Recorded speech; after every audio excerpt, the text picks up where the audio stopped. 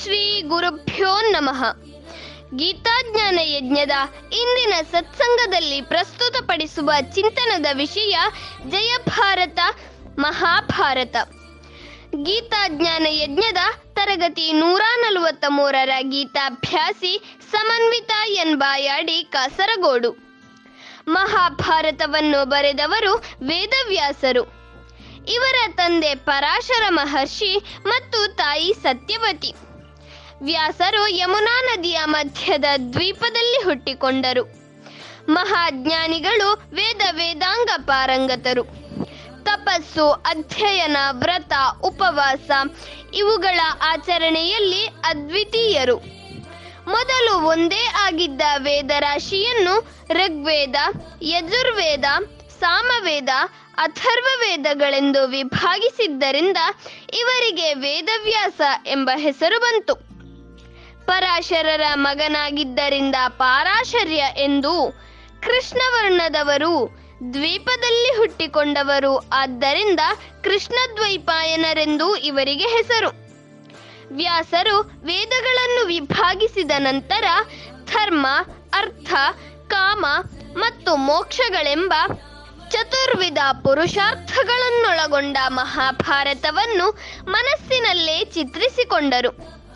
ಇದನ್ನು ಗ್ರಂಥರೂಪಕ್ಕೆ ತರುವುದು ಹೇಗೆ ಎಂದು ಯೋಚಿಸುತ್ತಿದ್ದಾಗ ಚತುರ್ಮುಖ ಬ್ರಹ್ಮನು ಪ್ರತ್ಯಕ್ಷನಾಗಿ, ವ್ಯಾಸ ಮಹರ್ಷಿ, ನೀನು ರಚಿಸಿರುವ ಮಹಾಭಾರತವು ಬಹಳ ಶ್ರೇಷ್ಠವಾಗಿದೆ. ಗಣಪತಿಯ ಸಹಾಯದಿಂದ ಇದನ್ನು ಪುಸ್ತಕ ರೂಪದಲ್ಲಿ ಪ್ರಕಟಿಸಿ ಪ್ರಪಂಚ ಮುಖಕ್ಕೆ ತೋರಿಸಿಕೊಡು ಎಂದನು.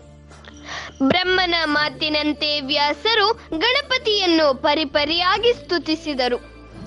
ವ್ಯಾಸರ ಭಕ್ತಿಗೆ ಗಣಪತಿಯು ಒಲಿದು ಬಂದಾಗ ಮಹಾಭಾರತವನ್ನು ತಾವು ಗ್ರಂಥರೂಪಕ್ಕೆ ತರಲು ಯೋಚಿಸಿರುವುದಾಗಿ ತಿಳಿಸಿದರು ಮತ್ತು ಗಣಪತಿಯು ಆ ಗ್ರಂಥವನ್ನು ಬರೆದುಕೊಡಬೇಕೆಂದು ಪ್ರಾರ್ಥಿಸಿದರು. ಗಣಪತಿಯು ಅದಕ್ಕೆ ಸಮ್ಮತಿಸಿದನು. ಆದರೆ ನನ್ನ ಲೇಖನಿಗೆ ಬಿಡುವು ಕೊಡದಂತೆ ಶ್ಲೋಕಗಳನ್ನು ಹೇಳುತ್ತಲೇ ಇರಬೇಕು.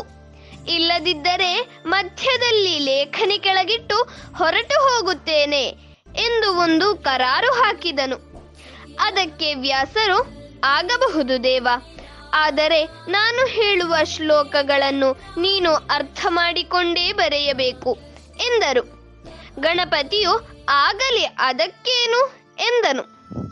ವ್ಯಾಸರು ಶ್ಲೋಕಗಳನ್ನು ಹೇಳಲಾರಂಭಿಸಿದರು. ಗಣೇಶನು ಅದನ್ನು ಬರೆದುಕೊಳ್ಳತೊಡಗಿದನು.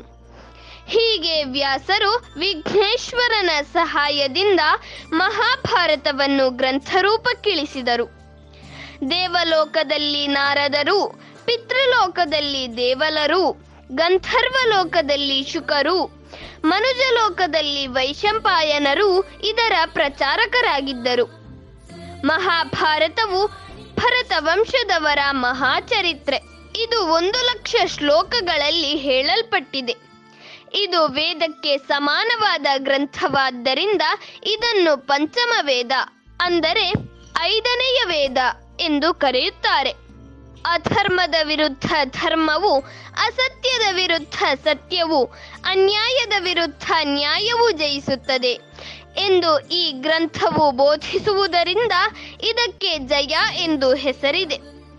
ಭರತವಂಶದ ರಾಜರುಗಳ ವೃತ್ತಾಂತವನ್ನು ತಿಳಿಸುವುದರಿಂದ ಮತ್ತು ಗ್ರಂಥವು ಮಹತ್ತರ ವಿಷಯಗಳಿಂದ ಕೂಡಿರುವುದರಿಂದ ಇದಕ್ಕೆ ಮಹಾಭಾರತ ಎಂಬ ಹೆಸರು ಸಾರ್ಥಕವಾಯಿತು.